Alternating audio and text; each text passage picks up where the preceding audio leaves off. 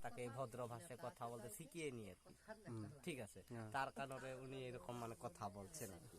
মানে এই যে দুধটা আমি এভাবে প্রথম নিলাম, পরীক্ষা করবে না? না না পরীক্ষা নেই, মানে দুধ খেতে গেলে আগে দিতে হয়, দিতে ঠিক আছে। তাই দিলাম আর কি, দিলাম না। কাকে দিলেন? কাকে দিলেন? এটা দিলাম ধরতি মাতাকে। ঠিক আছে, তারপরে কে খাবে? তারপর ধরতি মাতা যখন খেয়ে নেই তারপর খাই কিন্তু আমরা, ঠিক আছে। আমি এখন খাবো। আচ্ছা খাও। ঠিক আছে, আমি টেস্ট করছি। হ্যাঁ, আচ্ছা।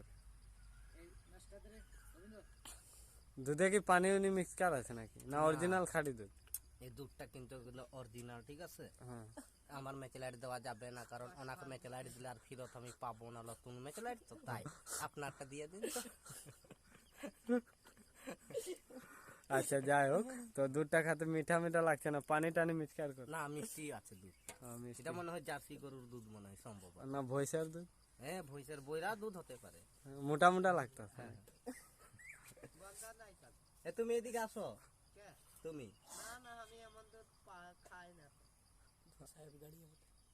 না। তো যাই হোক, এখন তুমি দুধ খাচ্ছ, আর ওই যে পিচকুকে দাও। উনি আসছে না তো, এদিকে আসো। আচ্ছা, ওনারা খাবে না মনে হয়। হ্যাঁ,